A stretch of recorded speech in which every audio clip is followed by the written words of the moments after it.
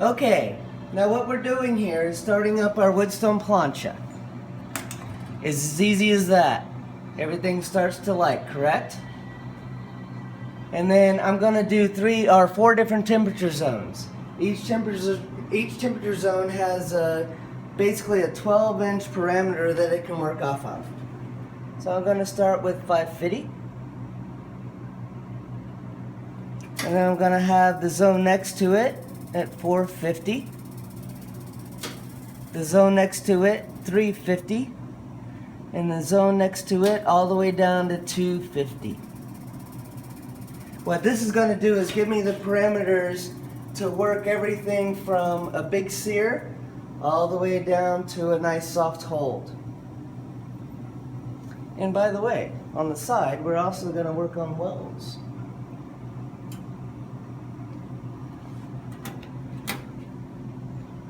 This is power on, so we can do our chicken tenders to go with everything else that we're doing today.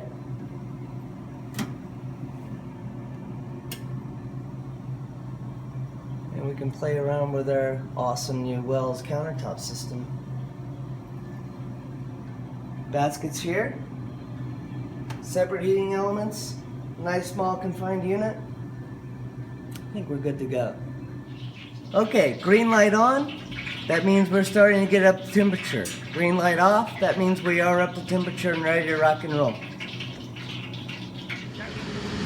Okay, what we're going to do here, as we stated earlier, we have 4 different zones going on. 550, 450, 350, 250. What I'm going to do, I have 4 different bowls of vegetables. I'm going to put a little bit of oil on each zone, vegetables on, and then we can see the sizzle aspect of the unit.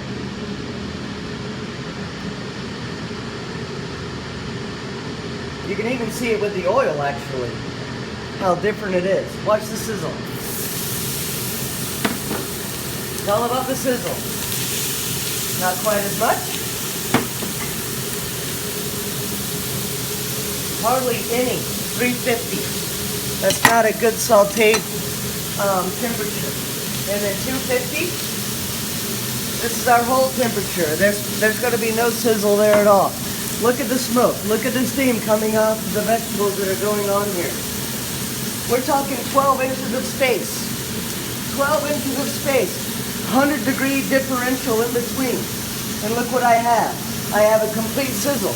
I'm already starting to caramelize like crazy over here. I already have to flip my vegetables. This is what a plancha is all about.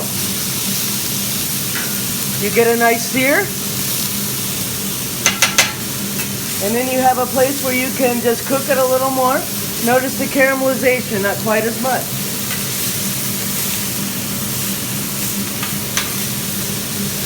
Right? Then we go to 350. These are basically beginning a sweat, if you will. This would be good to caramelize onions. This one here, this is my hold. Not cooking at all. Fantastic representation of the different zones that we have in the plancha.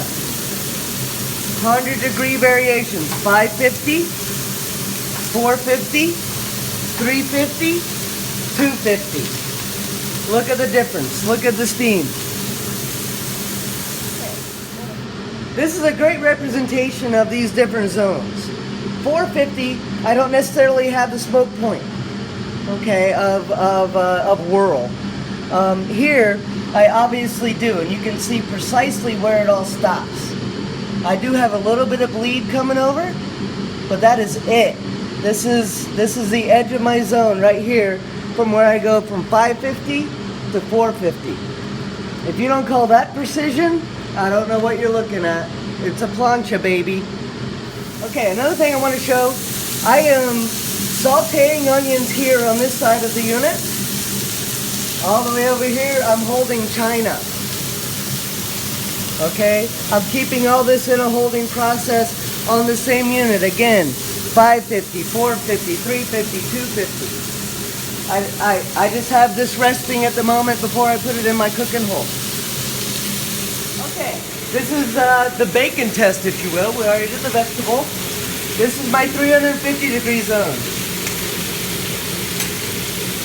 This is my 450-degree zone.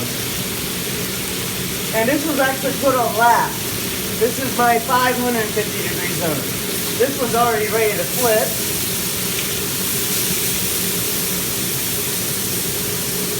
And if I go through the process of flipping these, check it out.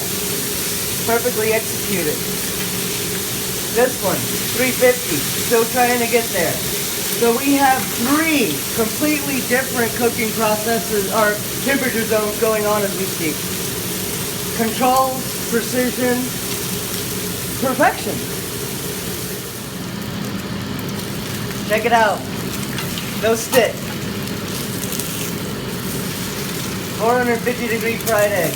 A little overdone to my taste, but I can control that. I have 350 over here where I'm cooking bacon. Actually, 350 bacon, go meet 450 bacon.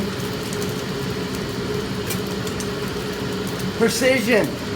This is all about precision. Whoa. I can't believe that didn't stick at all.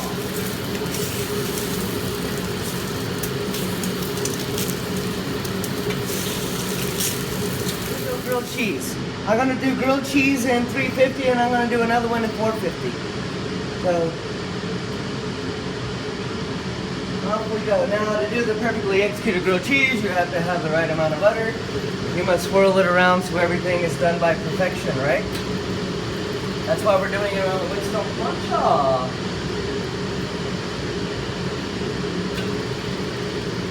And now 450, and you can already see the sizzle going on. Now, what this is going to display is going to be the temperature variation once again, of course.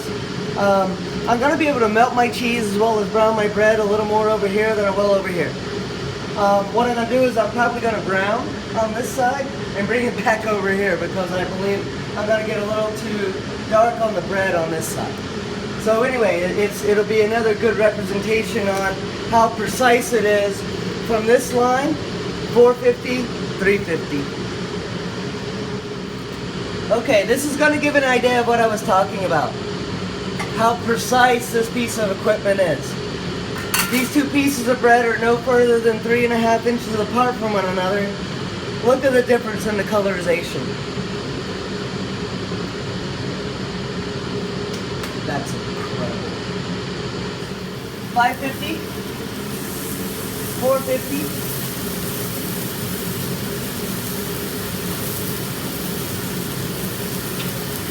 350.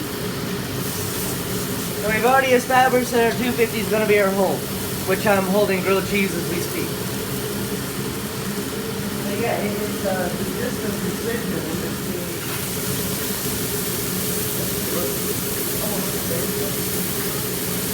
But you can even tell by the smoke. You know, a lot more here, a little bit there, basically none here. Okay, this is going to be how a plancha is basically made. You know, you start off with a hot sear, take it down into a cook and put it in a hold. So, grab a couple steaks and we do the same thing. Or we give the example of. We're going to sear in the 550, bring it down to the 450 to cook a little more. By the time we get it all the way down to the 350, we should have the perfectly executed medium rare steak.